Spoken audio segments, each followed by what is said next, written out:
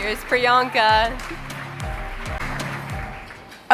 Good afternoon, everyone. I'm gonna just keep it here. Good afternoon, everybody. This is Ava. She's 16 years old.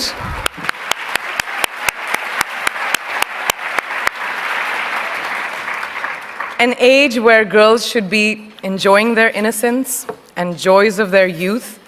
But she, at such a tender age, understands the importance of being a voice for her peers, an advocate for young girls and women around the world who may not have the opportunities that us sitting over here have.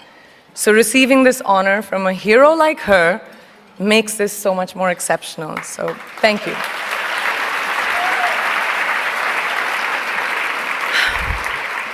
Good afternoon, and thank you, and wow, I am so privileged and so honored to be sharing this afternoon with all of you and these incredibly amazing women that are being honored today.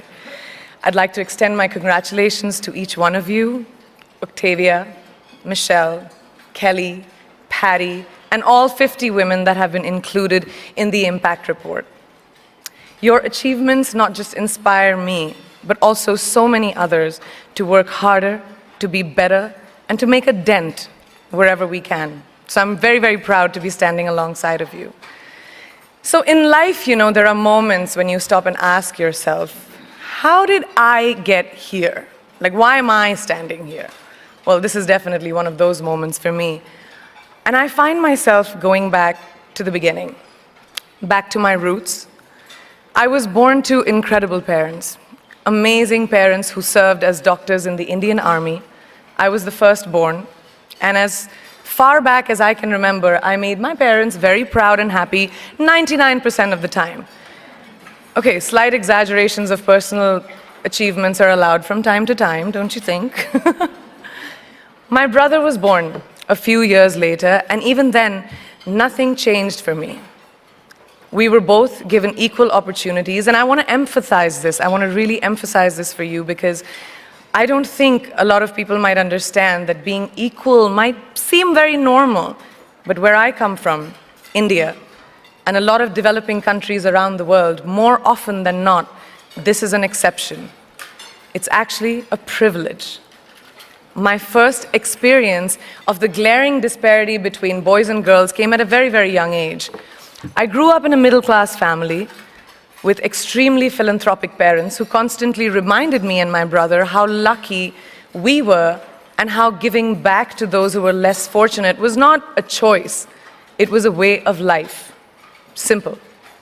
I was 7 or 8 years old when my parents started taking me on these visits in a traveling clinic to developing communities around and villages around the city that we lived in called Bareilly. We were packed into this ambulance, and my parents would provide free medical care to people who couldn't afford it.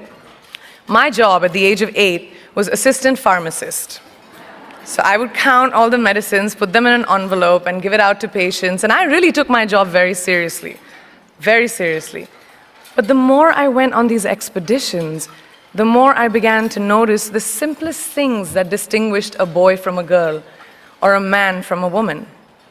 For example, girls were pulled out of school when they hit puberty because they were considered ready for marriage and babies. That's 12 and 13, while boys still enjoyed their childhood. Or basic human rights, such as healthcare, were denied just because they were women. Let's call this whole experience trigger number 1 for me. Fast forward a few years and many, many triggers in between. Like a producer-director, for example, early on in my career, I must have been about 18 or 19, telling me that if I didn't agree to the ridiculous terms or painfully low salary in his movie, that he would just replace me. Because girls are replaceable in the entertainment business.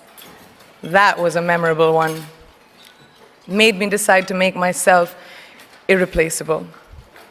But I think what really moved the needle for me and ultimately led me to create the Priyanka Chopra Foundation for Health and Education, and around the same time partner with UNICEF, was an encounter with my housekeeper's daughter.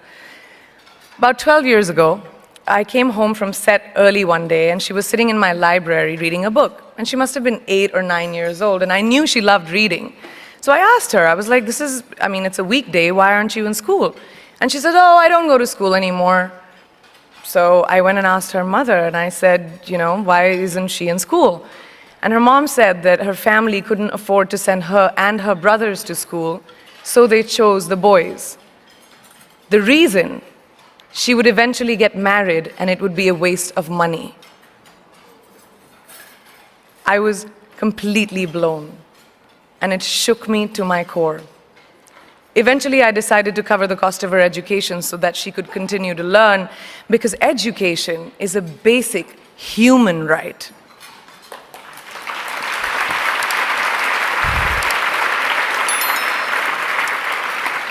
And a huge necessity, especially today. From that point on, I was determined to make a difference in as many children's lives as I could, in whatever big or small way that I could contribute. There's a really, really beautiful quote that I read recently, and I think it's absolutely appropriate to explain what I'm trying to say today. The hand that rocks the cradle, the procreator, the mother of tomorrow, a woman shapes the destiny of civilization. Such is the tragic irony of fate that a beautiful creation such as a girl child is today one of the gravest concerns facing humanity. Girls have the power to change the world. It is a fact, and yet today, girls are more likely than boys never to set foot in a classroom, despite of all the efforts and progress made over the last 2 decades.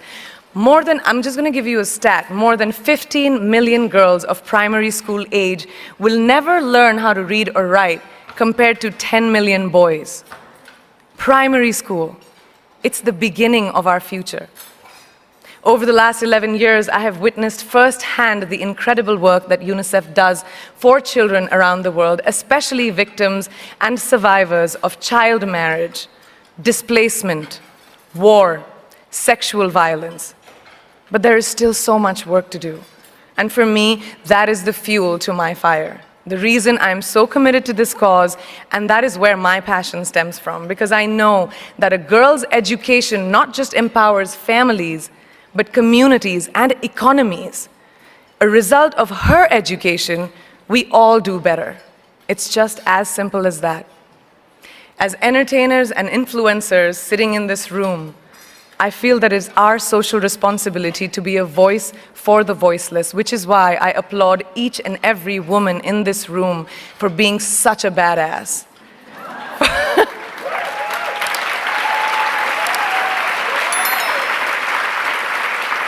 For using your platform and your voice to contribute to change, and for ensuring that there is not even one lost generation as long as we are alive.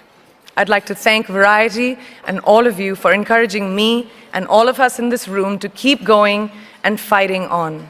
Thank you so much.